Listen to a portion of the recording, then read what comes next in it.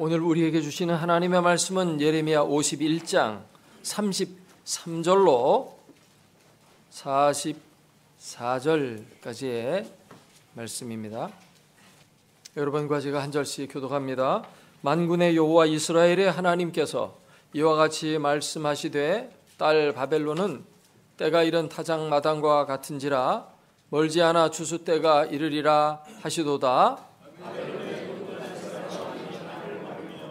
나를 멸하며 나를 빈 그릇이 되게 하며 큰 뱀같이 나를 삼키며 나의 좋은 음식으로 그 배를 채우고 나를 쫓아내었으니 내가 받은 폭행과 내 육체에 대한 학대가 바벨론에 돌아가기를 원한다고 시온 주민이 말할 것이요 내 피 흘린 죄가 갈대아 주민에게로 돌아가기를 원한다고 예루살렘이 말하리라.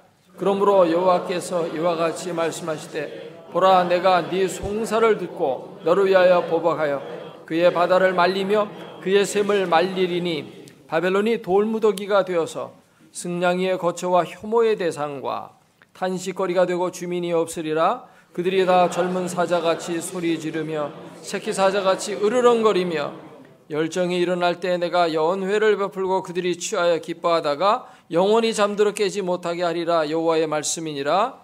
내가 그들을 끌어내려서 어린 양과 수양과 수렴수가 도살장으로 가는 것 같게 하리라. 슬프다, 세상이 함락되었도다. 온 세상에 칭찬받는 성읍이 빼앗겼도다. 슬프다, 바벨론이 나라들 가운데 황폐하였도다. 바다가 바벨론에 넘치며 그 노도 소리가 그 땅을 뒤엎었도다. 그 성읍들은 황폐하여 마른 땅과 사막과 사람이 살지 않는 땅이 되었으니 그리로 지나가는 사람이 없도다. 내가 배를 바벨론에서 벌하고 그가 삼킨 것을 그의 입에서 끌어내리니 민족들이 다시는 그에게로 몰려가지 아니하겠고 바벨론 성벽은 무너졌도다. 아멘.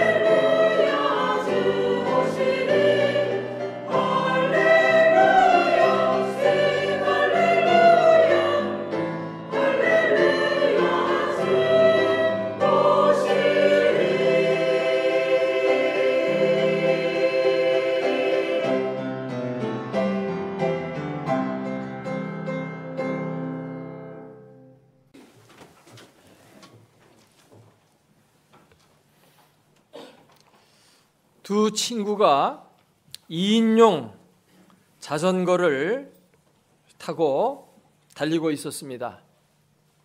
평지를 달릴 때는 아주 신나게 자전거가 잘 나갔습니다.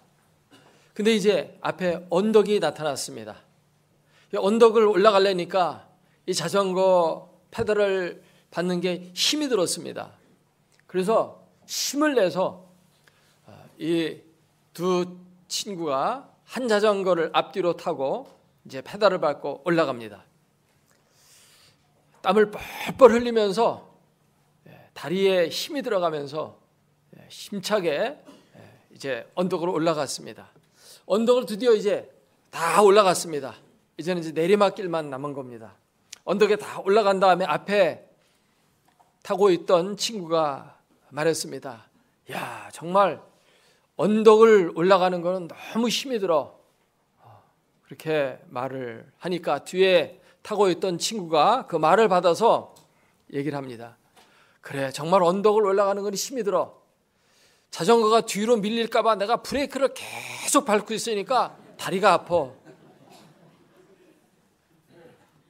여러분, 자전거를 타도 둘이서 이게 마음이 맞아야 자전거를 잘 탈 수가 있고, 우리가 인생을 살아가는 데 있어서도 우리의 삶이 정말 하나님과 마음이 맞아야 그 동행하는 데 힘이 있고 아름다운 승리의 삶이 펼쳐지게 될 줄로 믿습니다. 네. 여러분은 하나님과 잘 맞습니까? 네. 생각과 마음이 잘 통하고 계십니까? 저는 가끔 이런 질문을 받습니다. 하나님은 모든 걸 다 알고 계시고 예수님도 말씀하시기를 천부께서 너희가 구하는 모든 것들을 이미 다 알고 계신다, 이렇게 말씀하셨는데, 그럼 알고 계시면 됐지, 내가 구태여 이렇게 어려운 사정이 내가 있습니다 하고 하나님께 기도하면서 아뢰야만 하느냐? 기도는 도대체 왜 해야 되는지 모르겠습니다. 그냥 하나님 아시죠? 그럼 끝나는 거지. 그 구태여 내가 지금 이런저런 힘들고 어려운 일이 있습니다 라고 그렇게 기도를 해야만 꼭 합니까? 이렇게 물어봐요. 여러분, 기도는 왜 해야 되는 것입니까? 오늘 본문이 또 기도에 대해서 우리에게 알려주고 있어요. 오늘 본문은 바벨론의 멸망에 대한 얘기고, 바벨론이 멸망함으로 바벨론에 의해서 억압과 고통을 받고 있던 이스라엘이 회복되는 말씀이에요.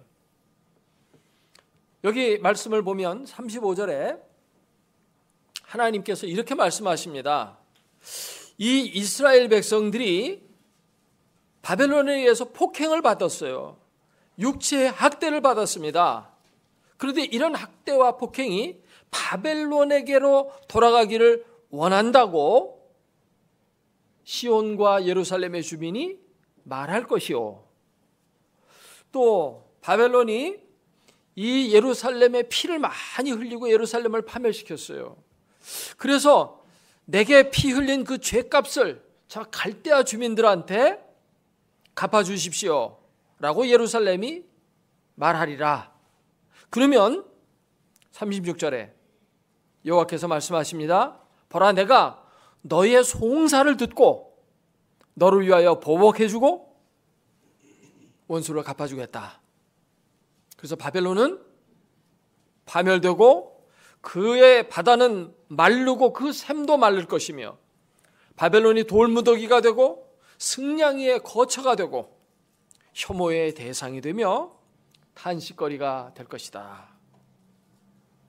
그들이 부어라 마셔라 하면서 즐기던 그 연회 자리가 갑자기 슬픔의 자리로 바뀌어지면서 그들이 그 술잔을 기울이는 그 자리에서 술에 취해서 영원히 잠들어 버리게 만들어 버리시겠다고 이렇게 말씀을 하며, 이 바벨론 사람들은 마치 도살장으로 끌려가는 짐승들과 같이 그렇게 비참한 최후를 맞게 될 것이다 말씀하셨습니다. 하나님께서 이스라엘 백성의 회복을 때가 되어서 이제 일으키십니다. 근데 때가 70년이라고 하는 복역의 때가 끝나고 난 다음에 이스라엘 백성들이 바벨론으로부터 해방되는 것이 아니고, 물론 그건 시간적으로는 맞지만 이스라엘 백성들이 기도를 해서 그들이 회복되어 돌아온다는 것입니다. 다시 말씀드립니다. 자, 내가 지금 힘들고 어려운 일이 있어요. 근데 때가 되니까 이 회복이 돼요. 그게 아니고 기도를 하니까 회복이 된다 그 말이에요. 아멘? 때가 돼서 회복된다면 뭐예요? 세상 사람들이 말하는 것처럼 세월이 약이겠죠. 때만 기다리면 되겠죠. 그럼 하나님을 믿고 의지할 것이 아니라 뭐를 믿고 의지하면 됩니까? 시간만 믿고 의지하면 돼. 시간이 지나면 해결되겠지. 그건 하나님을 믿는 게 아니라 시간을 믿는 거예요. 복역의 때가 끝나고 70년이 되면 이스라엘 백성들이 바벨론에서 돌아오게 될 거다. 분명히 예언했어요. 그럼 예언대로 되어지겠죠? 그럼 때만 기다리면 되죠? 그게 아니라는 것입니다. 그렇게 기다린다고 되는 게 아니라 너희가 기도해야 된다.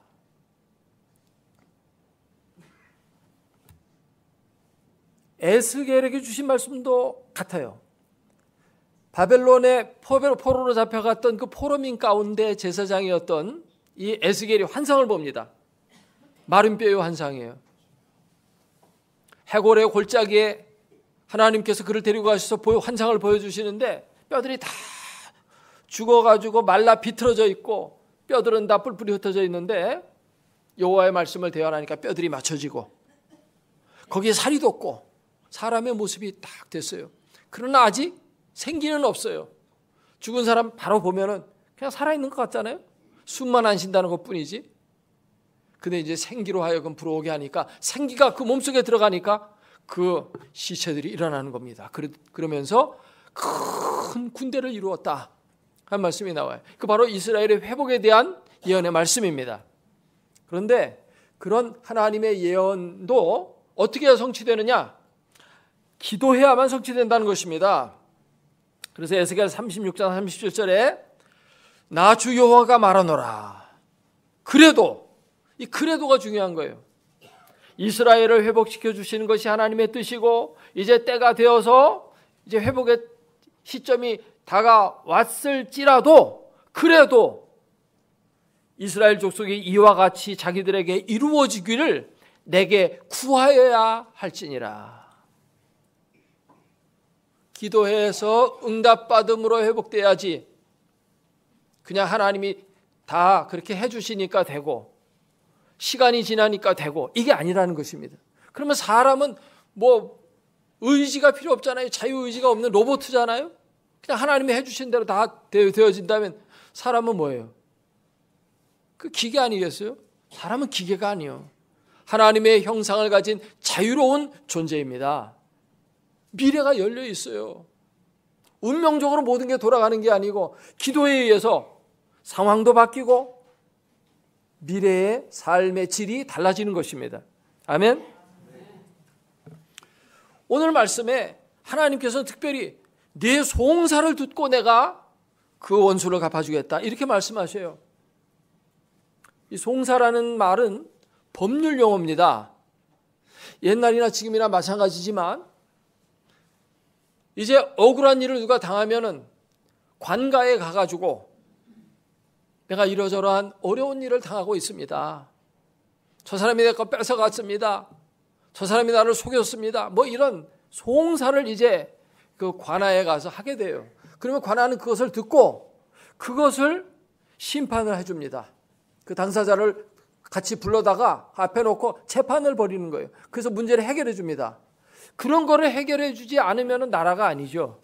옛날에 나라에도 다 법이라는 게 있었어요. 은혜와 긍휼과 자비는 베풀어도 되고 안 베풀어도 무슨 문제가 되질 않습니다. 그러나 법적인 문제는 반드시 해결을 해줘야 돼요. 그런데 송사가 없으면 재판도 없어요. 검찰이 기소를 하지 않으면 판결하지 않습니다. 그냥 내비두는 거예요. 우리가 기도하면 하나님이 들으시고 반드시 송사에 대해서 문제를 해결해 주듯이 그렇게 뭔가 가부간의 응답을 주십니다. 그러나 기도하지 않은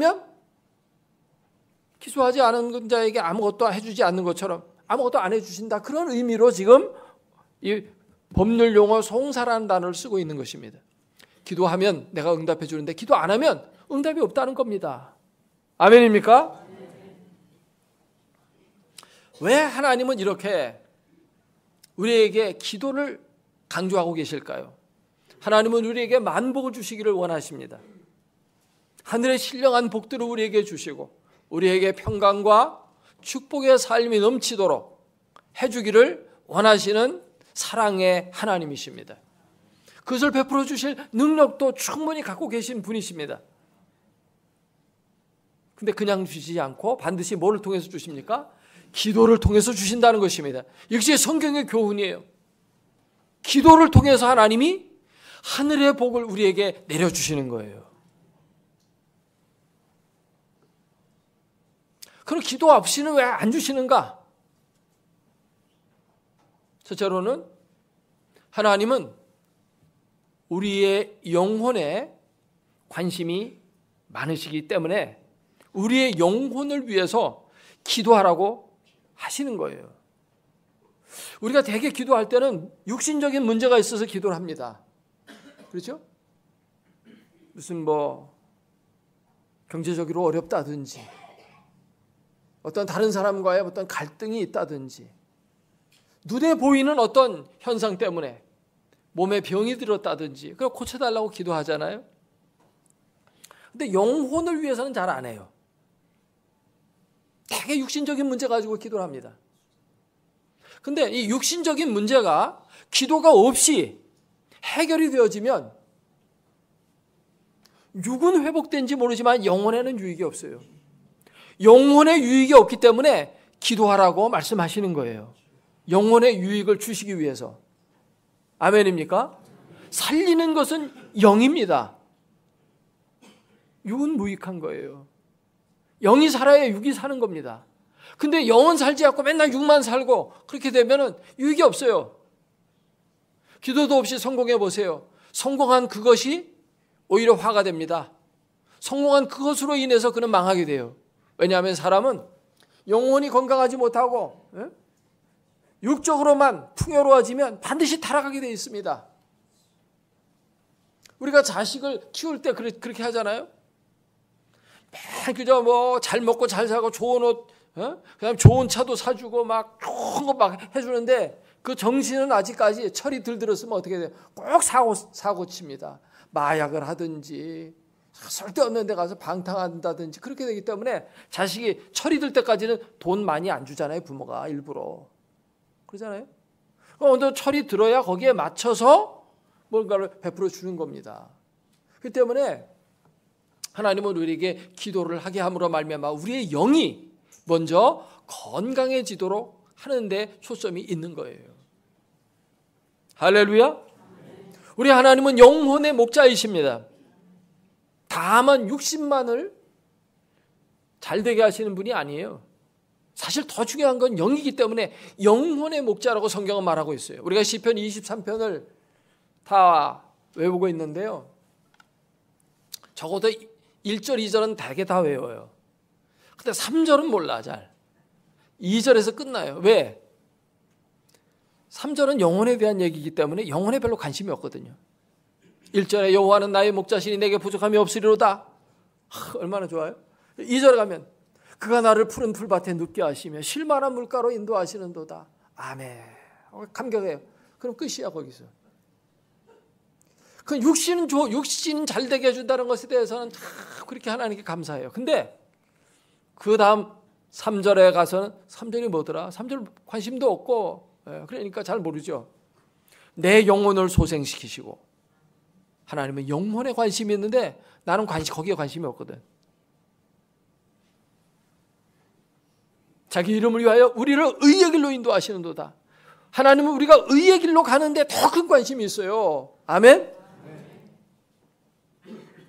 그러니까 사실은 3절까지는 적어도 외워야 돼. 2절까지 외우고 끝나는 사람은 육적인 사람이에요. 3절까지 가는 사람은 영적인 사람이야. 아멘. 하나님이 육적인 축복을 주신 이유는 영혼을 위해서 육적인 걸 주는 거예요. 그냥 육적인 거를 즐기기 위해서 육적인 것만 주면 그냥 육적인 거로 끝나버리고 말고 그냥 동물적인 삶이요. 그냥 배부르고 등 따뜻하고 그냥 재밌고 그렇게 살면 그거는 동물과 다를 바가 없죠. 하나님의 형상으로 하나님이 우리를 지어주신 것은 바로 우리를 영적인 존재로서 세상에서 만물을 다스리고 왕 같은 그러한 높은 품격 있는 삶을 살라고 우리를 하나님의 형상으로 만드셨어요. 근데 맨날 뭐 푸른 풀밭에 가면 그냥 양들은 먹을 게 천지입니다. 그냥 먹을 거 실만한 물가에 가서 그냥 시큰 물 마시고 먹고 마시고 즐기고 이거에만 관심이 있고 그걸 해주시는 하나님 감사합니다. 그리고 거기서 끝나버리면 아직까지 영적인 사람이 못 돼 있는 거예요. 내 영혼을 아름답게 만들어주시고 건강하게 해주시는 하나님. 그래서 내가 의의 길로 가는 그런 정말 품격 있고 수준 높은 그러한 삶을 살도록 인도하시는 그분이 나의 하나님이시다라는 데까지 가야 이 사람은 진짜 철이 든 신앙이에요. 옆 사람과 우리 같이 이렇게 얘기를 해볼까요? 네. 우리 영적으로도 철듭시다. 네.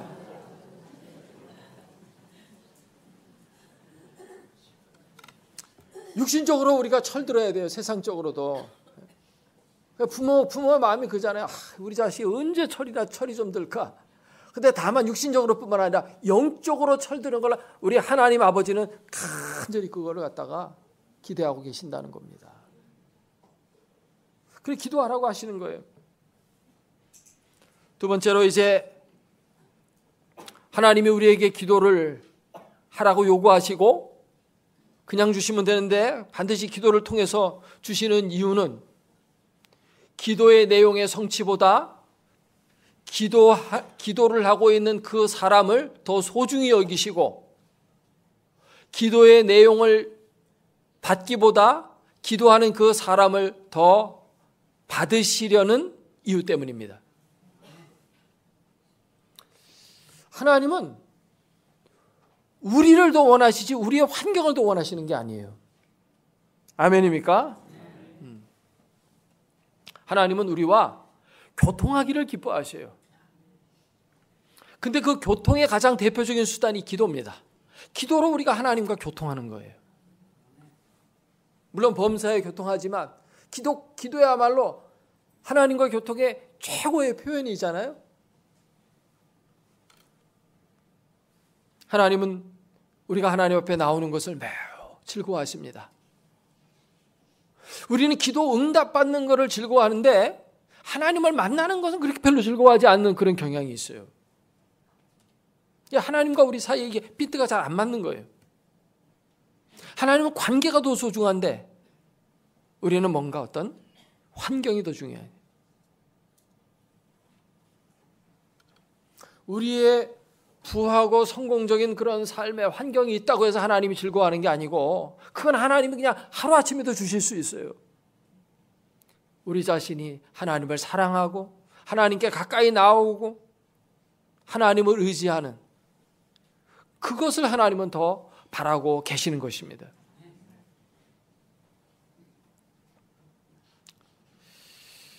우리가 자식을 키울 때 보면 자식이 이제 엉뚱한 거 요구할 때가 있어요. 이를테면 이제 낚시 좋아한다 그러면 이제 낚시 도구 사달라고 그래. 낚시 도구 사주세요. 낚시 도구 이제 사줬어요. 사줬더니만 맨날 주말마다 낚시 다니는 거예요.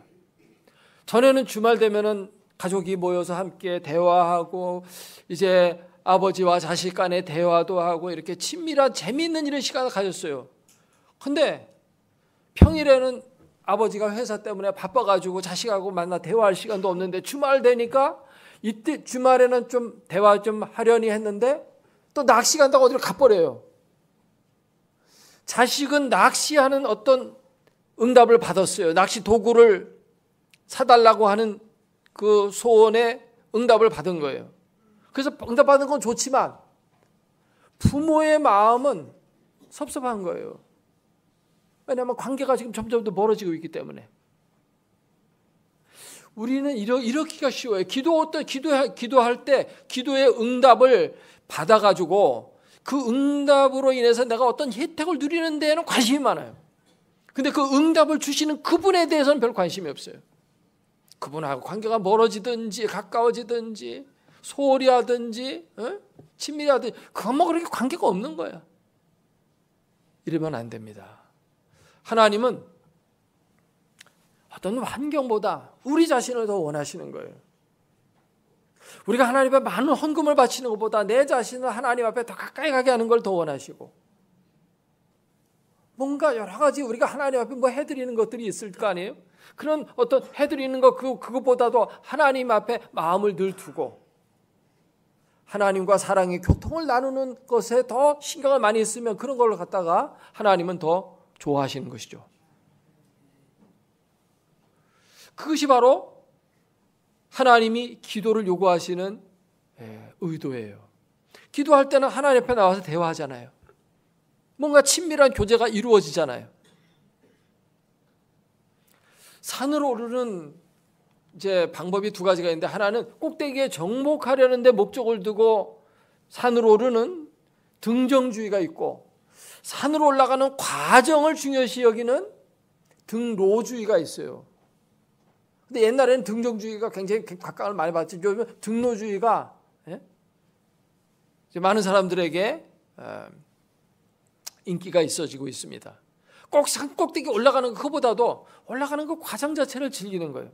우리가 기도 응답 받는 거 좋습니다. 그거 뭐 아무리 강조해도 지나침이 없어요. 그러나 기도 응답을 받기까지 내가 하나님과 기도하는 시간, 이것이 사실은 더 소중한 겁니다. 하나님과 만나고 있다는 이 사실, 이것이 얼마나 소중해요.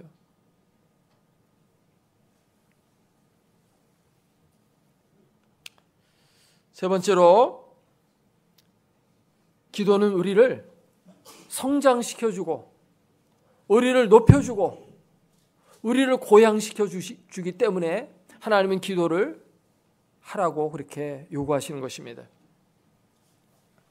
기도한다는 것은 우리가 성장하는 거예요. 기도하다 보면 은혜를 받게 되고, 은혜 받으니까 믿음이 더 깊어지고 영적으로 더 성장되어져요. 기도하다 보면 정말 하나님의 반열에까지 우리의 인격과 성품이 이렇게 올라가요.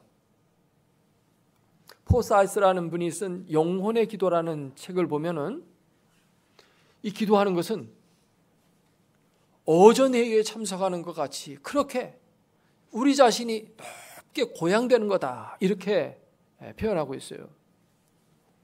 이사야서 6장에 보면 이사야가 이제 하나님 앞에 기도하게 되는데 나라에 큰 위기가 닥쳤기 때문이었거든요. 우시야 왕이 죽었어요. 옛날에는 왕이 죽으면, 지금도 뭐 대통령 죽으면 큰일인 것처럼 그때는 뭐 아주 더 심각했거든요. 그래서 이제 이사야가 성전에 올라가서 기도하는데 환상을 보는데 거기서 하나님을 만나게 돼요. 만나면서 그 어전 회의에서 일어나는 그 예배 광경을 목도하는 가운데 자기 자신을 보게 됩니다. 이렇게 거룩하신 하나님을 내가 만나 뵙고 죄 많은 가운데서 살고 있는 내가 이제는 죽을 수밖에 없구나. 화로다 나여 망하게 되었도다. 그렇게 슬퍼할 때 하나님은 천사를 통해서 제단의 숯불을 가져다가 집게로 그의 입술에 대해서 입술을 정하게 합니다. 입술을 깨끗게 한 다음에 그를 위대한 하나님의 선지자로 들어 쓰시는 거예요. 그는 기도 가운데서 정결해졌고 하나님이 쓰실 만한 그릇으로 준비가 되어졌어요. 올라가는 겁니다. 여러분, 기도하다 보면 하나님이 우리를 성공으로 이끌고 또 하나님이 쓰시는 그릇으로 잘 준비되어지는 그러한 삶이 이루어집니다. 하나님은 우리의 문제가 해결되어지기보다 우리의 존재가 더 고양되기를 더 원하셔요. 그러니까 우리가 자식한테 돈 물려주는 것보다 자식 공부 잘 시켜서 훌륭한 사람 만들게 되는데 더 관심을 갖잖아요. 하나님도 마찬가지예요. 자녀가 인격이 별 볼일 없고 학식도 없고 그러면 돈 많이 줘봐야 이거 얼마 못 가서 다 탕진할 것 같거든요. 그러니까 그것보다는 차라리 그 돈 가지고 공부도 시켜주고 훌륭한 인격자를 만드는데 투자를 하잖아요. 하나님은 관심이 거기에 있는 겁니다. 근데 기도 가운데서 이렇게 높아지는 겁니다. 우리가 하나님의 형상으로 지원받은 존재이기 때문에 하나님과 맞먹는 그런 높은 수준에서 하나님과 교제하는 시간을 많이 가져야 돼요. 그래야 우리가 영적으로 높은 존재가 되는 거고 세상을 다스릴 수 있는 그런 존재가 되는 겁니다. 근데 맨날 이 세상에서 그저 먹고 마시고 즐기고 1등하고 남과 싸워 이기고 뭐 전부 이런 거, 그거는 짐승들도 그렇게 하는 거예요. 짐승들도. 우리는 그런 데 관심이 많아요. 사실은 뭐 1등 한다, 금메달 따야 된다, 뭐 내가 더 빨리 달려서 금메달이다, 뭐 사실 그 차이가 얼마 안 되거든요. 몇 초 차이, 1초, 2초 차이 때문에 1, 2, 3등 갈려요. 별것 아닙니다, 그게. 그리고 짐승들도 그런 거 많이 하잖아요. 토끼와 거북이도 누가 빨리 달리나 막 내기 하잖아요. 동화에 나오는 얘기지만은. 예. 누가 조금 더 많이 가지고 적게 가지고 그런 것 때문에 연연하면 그거는 짐승들이나 하는 수준이에요. 겨울이 되어지면요, 다람쥐들이 겨울 먹을 양식 팍 모아요. 어디에다 숨겨놓습니다. 세상에서 우리가 사는 게 맨날 뭐 돈 벌어가지고 그냥 쌓아놓고 이거 먹고 그냥 잘 살아야지. 그런 데만 관심 가지면 그게 동물적인 수준이에요. 그러니까 동물적인 수준으로만 살면 안 돼요. 우리는 하나님 수준으로 살아야 돼요. 하나님의 형상으로 지원받았기 때문에. 그 높은 하나님 형상 수준의 삶이 뭐예요? 그 기도하는 거예요. 하나님과 같이 대화하는 그 높은 수준에서 살아야 되는 겁니다. 그래서 하나님은 기도하라고 하시는 거예요. 기도는 범사에 유익합니다. 할렐루야. 국민일보의 미션 라이프에 게재되었던 손태영이라는 분의 간증이 있어요. 그는 3살 때 소아마비가 걸렸습니다. 왼쪽 다리에 이제 장애가 생겼어요. 근데 조금 장애가 심해요. 그래서 쩔뚝쩔뚝거리면서 이제 성장을 하고 학교를 이제 오고 가는데 친구들이 막 놀리는 겁니다. 그래도 꿋꿋하게 참고 이렇게 지냈어요. 근데 5학년이 되었을 때 어떤 직구전 애들이 돌멩이를 던지면서 막 놀리는 겁니다. 그때 그는 인생에 대한 절망감을 느끼게 돼요. 그러면서 집에 돌아와가지고는 나 내일부터 학교 안 갑니다. 부모는 말렸지만 나는 뭐 죽으면 죽었지 학교 안 가겠다는데 어떻게 할 도리가 없어요. 그리고 그때부터 이제 초등학교 5학년 때 자퇴하고 학교를 안 다니는 겁니다. 10년이라는 세월이 그냥 흘러갔어요. 근데 그냥 흘러가는 게 아니에요. 그 어머니가 기도했어요. 새벽마다 정말 눈물 흘리면서 처절한 기도를 합니다. 자기 아들을 위해서. 기도는 반드시 응답이 있습니다. 얘가 어느 날 이전에는 막 자살하려고 그러고 막 극단적인 쪽으로 막 가려고 그렇게 했는데 이 기도에 의해서 이제 그의 삶이 바뀌게 됩니다. 그래서 자기 인생을 좀 잘 살아봐야 되겠다. 이런 각오를 가지게 돼요. 그래서 이제 검정고시 시험을 보게 되고 중학교 검정시험, 고등학교 검정시험, 그 다음에 대학교 입학 검정시험 다 쳐가지고 이제 충북대학교 법과대학에 합격을 합니다. 그때부터 이제 계속 공부를 하는데 하나님이 지혜를 주어가지고 학교 교수가 됐어요. 명지 전문대학교 교수가 됐는데 그리고 그는 벤처기업인 문헌정보라는 기업을 만들어서 거기에 대표가 됐어요. 그래서 그는 그 이후부터 많은 사람들이 그에게 배우러 찾아오고 그는 많은 강연하게 되는데 서울대학교 또 유명한 대학교들 다니면서 젊은이들에게 강연하는데 강연을 1,500회를 했다고 해요. 제가 강단에서 1,500번 설교하면 굉장히 많이 하는 걸 텐데 강연하고 다니면서 젊은이들에게 아주 유명 인사가 됐어요. 그런 말합니다. 나는 내 삶이 누구인가 희망의 씨앗이 되었으면 좋겠다. 기도가 이렇게 인생을 바꾼 거예요. 기도는 문제 해결만이 아니고 사람을 바꾸는 거예요. 인생을 달라지게 만듭니다. 하나님이 들어쓰시는 멋진 인생으로 전환이 되어지는 거예요. 그래서 기도는 만복의 근원이고 기도는 기적을 일으키고 그런 것도 있지만 사실은 기도야말로 우리의 인생을 정말 하나님이 기뻐하시는 인생다운 인생으로 만들어주는 거예요.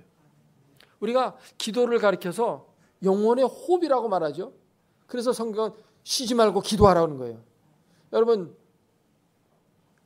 숨 쉬다가 좀 쉬려고 좀 한 서너 시간 쉬어보세요. 숨 안 쉬고 어떻게 되겠습니까? 기도는 그러니까 호흡과 같은 거예요. 기도가 멈추면 결국은 그의 생명이 끝나는 겁니다. 기도는 우리의 생명줄과 같은 거예요. 그걸 성경은 우리에게 알려줘요. 기도가 멈췄는가? 그러면 그 영혼은 죽어 있는 겁니다. 우리가 죽지 않도록 얼마나 발버둥치고 노력합니까? 기도가 여러분 삶에서 끊어지지 않기를 바랍니다. 기도는 생명줄입니다. 요즘에 핸드폰 나와가지고 진짜 핸드폰 떨어지면 인생 못 사는 것처럼 사람들 생각해요. 며칠 전에는 어떤 사람이 그 물 저수지 웅덩이에 이렇게 빠졌는데 핸드폰 보고 가다가 그 옆에 이렇게 수로를 만들어 놨는데 그래 들어가는 거예요. 풍덩 빠졌는데 지나가는 사람이 건져서 살았어요. 그 사람. 이야, 그 사람뿐만 아니라 우리 대부분이 그래요. 핸드폰 없으면 못 산다. 핸드폰 없으면 핸드폰은 생명줄이다. 핸드폰 그냥 죽으나 사나 꼭 붙들고 살듯이 여러분 그 이상으로 누구와 통화하는지는 모르겠지만 하나님과 통화하십시오. 기도줄 놓치지 마세요. 기도가 생명줄입니다. 기도하겠습니다.